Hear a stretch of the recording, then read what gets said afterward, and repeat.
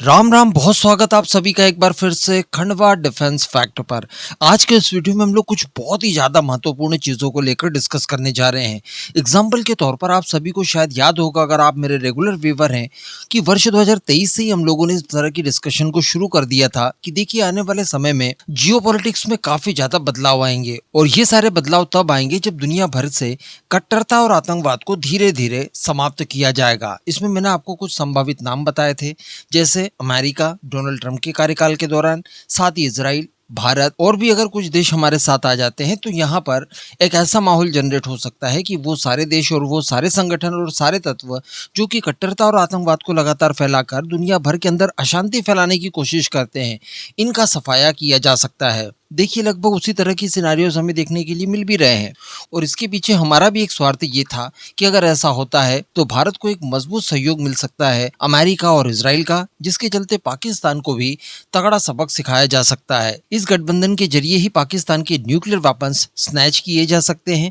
साथ ही पाकिस्तान को एक ऐसी स्थिति में लाकर खड़ा किया जा सकता है कि जिसके बाद वो दुनिया के लिए बिल्कुल खतरनाक न रह जाए। कहने का मतलब आपको सिंपली बंदर के हाथ से उस तरह निकालना है, उसके बाद बंदर क्या ही कर लेगा उछल कूद करके। तो ये चीजें पूरी तरह से साकार तो होते हुए नहीं दिखाई दी, क्योंकि हम लोगों को देखने के लिए ये मिला कि डोनाल्ड ट्रंप ने अपना रवैया सडनली बदल दिया।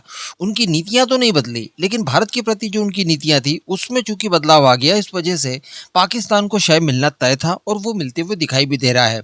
लेकिन आपने कभी सोचा है कि पाकिस्तान को जिस तरह से बेवजह का महत्व दिए जा रहे हैं डोनाल्ड ट्रंप, जिससे भारत को तो तकलीफ ऑब्वियसली होनी है, लेकिन क्या इजराइल को इससे तकलीफ नहीं है? चलिए आज इसी पॉइंट को लेकर डिस्कस करते हैं जो पास्ट में कुछ खबरें निकल कर आई है। इनके अलावा हम लोग कुछ और चीजों को भी डिस्कस कर लें। आप सभी से निवेदन रहेगा वीडियो को अंत तक देखते हुए चैनल को सब्सक्राइब जरूर कर दीजिएगा और यार केवल 2 सेकंड्स का काम है, आप पहले वीडियो को लाइक कर दीजिए। देखिए पहली खबर में हम लोग बात कर लें भारत के अंदर होने जा रहे भारी भरकम इन्वेस्टमेंट को लेकर। जी हाँ, आप सभी को याद होगा 2 ही दिन पहले मैंने आपको अपने अराटे ग्रुप खंडवा वाला पर ये पोस्ट करके बताया था कि देखिए अमेज़न भारत के अंदर लगभग 48 बिलियन डॉलर्स का इन्वेस्ट करेगा। ये पूरा का पूरा एक साथ तो नहीं होगा, लेकिन वर्ष 2030 जिसको आने में लगभग 3.5 से 4 साल बचे हैं, तब तक इनकी योजना ये है कि 48 बिलियन डॉलर्स तक का ये निवेश कर दे। अब यहीं तक होता तब भी समझ में आता, लेकिन यहाँ पर एक और नया आर्टिकल निकलकर सामने आया। द इकोनॉमिक टाइम्स ने इसे पब्लिश किया है, जिसमें ये बताया जा रहा है कि जियोपॉलिटिक्स की अनिश्चितताओं के बीच में ग्लोबल दिग्गजों ने भारत के अंदर 90 बिलियन डॉलर्स के इन्वेस्टमेंट का प्रॉमिस किया है। 90 बिलियन डॉलर्स, और वो भी क्यों? क्योंकि जियोपॉलिटिक्स को लेकर अनिश्चितताएं दिखाई दे रही है। कहने का मतलब दुनिया भर के अंदर ये जो इस समय कियोस चल रहा है, जियोपॉलिटिक्स में लगातार बदलाव देखने के लिए मिल रहे हैं। दोस्त दुश्मन बन रहे हैं, दुश्मन दोस्त बन रहे हैं। जो सबसे सुरक्षित ठिकाने माने जाते थे वहां पर भी अटैक्स हो रहे हैं। अब अरब के कुछ देशों को ले लीजिए जहां पर अमेरिका के द्वारा सिक्योरिटी दी जाती है, लेकिन इसके बावजूद देखा यह गया है कि दुबई जैसे एरियाज में भी भारी भरकम अटैक्स हुए हैं। ईरान की तरफ से जो छुटपुइये ड्रोन्स और मिसाइल्स वगैरह दागी गई, इन्होंने भी प्रिसीजन के साथ जहां चाहा वहां अटैक किया। कहने का मतलब एक सुरक्षित, एक स्थिर और एक लगातार आगे बढ़ने वाला गंतव्य अब इन्हें चाहिए, जहां पर ये अपना भारी भरकम इन्वेस्टमेंट कर पाए, जिसके लिए भारत एकमात्र इन्हें विकल्प दिखाई दे रहा है। तभी ये खबर निकल कर आई कि बड़े बड़े दिग्गजों के द्वारा कुल 90 बिलियन डॉलर्स तक का इन्वेस्टमेंट भारत में करने की तैयारी कर ली है। इससे सीधा सीधा सा ये संकेत जाता है कि भारत के अंदर जितने भी रिफॉर्म लाए जा रहे हैं, ये सारे के सारे सकारात्मक साबित हुए। जो इंफ्रास्ट्रक्चर बिल्ड किया जा रहा है ये भी काफी पॉजिटिव रहा। जो ट्रांसपोर्टिंग के लिए फ्रेट कॉरिडोर्स वगैरह बनाए जा रहे हैं, बड़े बड़े हाईवेज बनाए जा रहे हैं, पोर्ट्स एयरपोर्ट्स वगैरह बनाए जा रहे हैं, ये सब के सब सकारात्मकता की ओर जा रहे हैं। साथ ही भारत के अंदर अगर पॉलिटिक्स की बात की जाए तो ये भी एक तरह से स्थिर बनी हुई है। कोई यहाँ पर पॉलिटिकल असंतुलन नहीं दिखाई देता। 224 के बाद भी देखिए प्राइम मिनिस्टर मोदी कितने अच्छे से अपना काम कर पा रहे हैं। तो इन सब चीजों को देखकर दुनिया भर के देश आपकी तरफ अट्रैक्ट होंगे ही होंगे। साथ ही ऑपरेशन सिंदूर में हम लोगों ने देखा पाकिस्तान के 1000 कोशिशों के बावजूद भारत के अंदर वो उस तरह के अटैक्स नहीं कर पाया जैसा कि वो चाहता था। जबकि इस तरह के अटैक्स रोकने में अमेरिका एक तरह से नाकाम हो गया। अरब देशों में देखा हम लोगों ने, इजराइल खुद नाकामयाब हो गया। हमने जो अटैक किए उसके चलते चाइना के हथियारों का इस्तेमाल करके पाकिस्तान नाकाम हो गया। रशिया के अंदर आप देख लीजिए, जहां पर यूक्रेन चाहता है वहां पर अटैक करता है, लेकिन भारत में आपको ऐसा कहीं देखने के लिए नहीं मिला।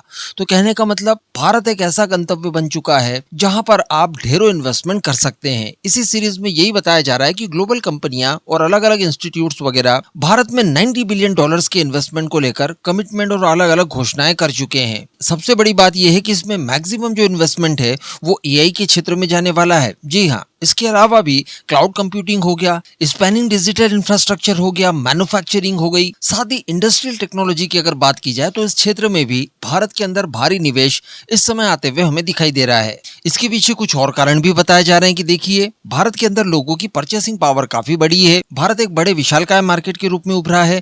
भारत के अंदर सप्लाई चेन भी काफी मजबूत हो गई है। साथ ही इसके अंदर काफी विविधता देखने के लिए मिली है। तो किसी एक सोर्स के जरिए हम लोग नहीं बैठते। तो कहने का मतलब एक अच्छा खासा माहौल अब भारत में जनरेट हो चुका है और चाइना का विकल्प बनने के लिए भारत पूरी तरह से यहाँ पर तैयार दिखाई दे रहा है। लेकिन वहीं पर अगर हम लोग हमारे निकम्मे पड़ोसी की बात करें तो देखिए यार, इन्होंने तो कर्ज लेने का सभी तरह का रिकॉर्ड तोड़ दिया है। जी हाँ, आप यहाँ पर रेफरेंस के लिए आर्टिकल पढ़ सकते हैं। पाकिस्तान का जो कर्ज है वो रिकॉर्ड स्तर तक पहुंचते हुए 81.9 ट्रिलियन रुपीस तक पहुंच चुका है। 81.9 ट्रिलियन रुपीस, और बताया जा रहा है कि ये अब तक का इनका सर्वाधिक कर्ज है। जी हाँ, साथ ही ये भी बताया जा रहा है कि ये जो करंट फाइनेंशियल ईयर चल रहा है, इसके शुरुआती 10 महीनों में ही सुपर पावर देश के ऊपर लगभग 4 ट्रिलियन रुपीस का कर्ज बढ़ गया अतिरिक्त रूप से। कहने का मतलब डोनाल्ड ट्रंप के कदम जब से पाकिस्तान में पड़े हैं, एक्चुअली वो पाकिस्तान तो नहीं आए हैं, लेकिन परोक्ष रूप से समझ लीजिए उनके चरण पड़ ही चुके हैं।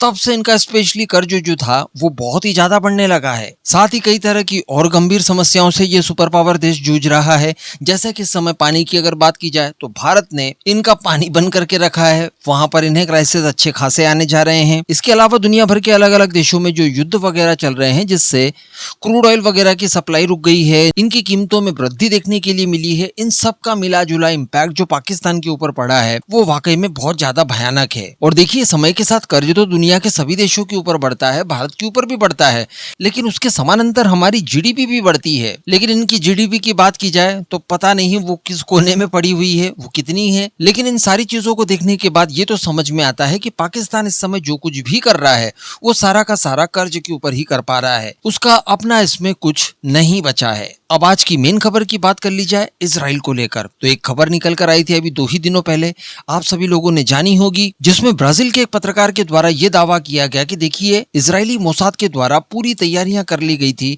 आसिम मुनीर को असासिनेट करने के लिए। जी हाँ, लेकिन सीआईए को बताया जा रहा है कि समय पर पता चल गया, सीआईए ने इन्हें अलर्ट कर दिया, इनकी सिक्योरिटी टीम को, और वहां से इसे निकाल लिया। वरना आसिम मुनीर को शायद असासिनेट कर दिया जाता, और संभवतः अगर ऐसा होता तो इसकी चपेट में शहबाज शरीफ भी आता। ये तब की बात है जब ये लोग स्विट्जरलैंड गए थे सो कॉल्ड पीस डील करवाने के लिए। अब वैसे तो आप लोगों की इच्छा कि इस पत्रकार की बात आप माने ना माने, क्योंकि बताया जाता है कि पास्ट में भी इस पत्रकार ने कई तरह की थेरीज को जन्म दिया है, यानी ये एक वियर टाइप के अनुमान लगाने में एक्सपर्ट हैं, या यूं कह दीजिए कि एकदम साइको पॉलिटिकल एनालिसिस करते रहते हैं, जिसके जरिए ये अलग अलग थेरीज को जन्म देते हैं। इसी सीरीज में इन्होंने इस थ्योरी को भी जन्म दिया है कि देखिए, आसिम मुनीर का असासिनेट करने की तैयारी मोसाद ने कर ली थी, लेकिन वो इस मामले में बच गया। लेकिन चलिए, अगर हम लोग इस चीज को थ्योरी मान भी लें, तो अगर हम लोग हमारे मुख्य पॉइंट पर आए तो वो पॉइंट ही ये बनता है कि पिछले कुछ समय से लगातार पाकिस्तान और इजराइल के बीच में रॉ बढ़ा है। देखिए, आप पहले इस वीडियो को एक बार ही देख लीजिए। इसमें भारत, इजराइल और अमेरिका का फ्लैग जलाया जा रहा है, और बाद में फैक्ट चेक होकर ये बताया गया कि ये पाकिस्तान का सीन है। शुरुआत में इसे ईरान का माना जा रहा था। तो अल्टीमेटली पाकिस्तान के अंदर जो सेंटीमेंट्स देखने के लिए मिलते हैं वो बिल्कुल इक्वल है इजराइल और अमेरिका के लिए भी, जो कि भारत के लिए देखने के लिए मिलते हैं। तीनों ही ये देश हर पाकिस्तानी के लिए दुश्मन देश माना जाता है। लेकिन चलिए, फिर भी हम अमेरिका को थोड़ा साइड में रख दें। दोनों के बीच में लेन देन काफी ज्यादा है, एक दूसरे का इस्तेमाल ये लोग करते हैं, कभी पाकिस्तान अमेरिका का, कभी अमेरिका पाकिस्तान का, तो इनके बीच में थोड़ा बहुत सामंजस्य बना रहता है। लेकिन अगर बात की जाए इजराइल की, तो इजराइल के साथ तो कोई लेन देन वगैरह भी नहीं है, किसी प्रकार का कोई ट्रेड वगैरह भी नहीं होता। पाकिस्तान ने तो उल्टा ये लिख दिया है कि हमारे पासपोर्ट को आप दुनिया भर के सभी देशों के लिए वैलिड मान लीजिए, केवल इजराइल को छोड़कर। तो इतना सब हो जाने के बावजूद आज तक ऐसा क्या कारण था कि आजादी के बाद से लेकर अब तक कभी भी पाकिस्तान और इजराइल के बीच में कोई डायरेक्ट रॉ देखने के लिए नहीं मिला? तो देखिए, इसके पीछे कारण अमेरिका ही है। जी हाँ, अमेरिका यहाँ पर पाकिस्तान और इजराइल दोनों का ही गारंटर बना बैठा है।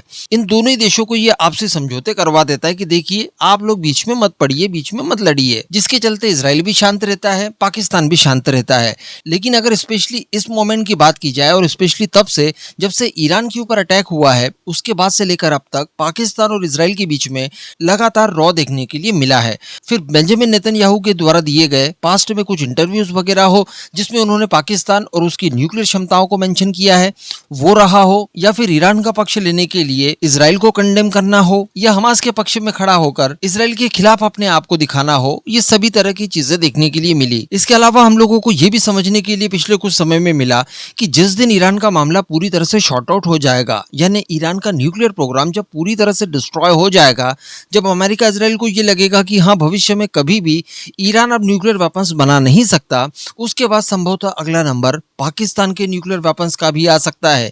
इस बात की संभावनाएं भी पिछले कुछ सालों में ही दिखाई देनी शुरू हुई। इसके अलावा भारत इजराइल के बीच के संबंध भी जो हैं वो तो शुरुआत से ही अच्छे रहे हैं, लेकिन पिछले कुछ समय में अगेन कहूंगा कि जब से ईरान युद्ध शुरू हुआ है तब से और ज्यादा मजबूत हुए हैं। तो इन सब का जो मिला जुला एक असर है वो हमें भविष्य में देखने के लिए मिल सकता है। कहने का मतलब ऐसा कोई डायरेक्ट कॉन्फ्लिक्ट आने वाले समय में हम लोग एटलीस्ट एक्सपेक्ट कर सकते हैं जिसमें एक तरफ पाकिस्तान होगा तो दूसरी तरफ इजराइल होगा, जिसमें भारत की भूमिका महत्वपूर्ण मानी जा सकती है।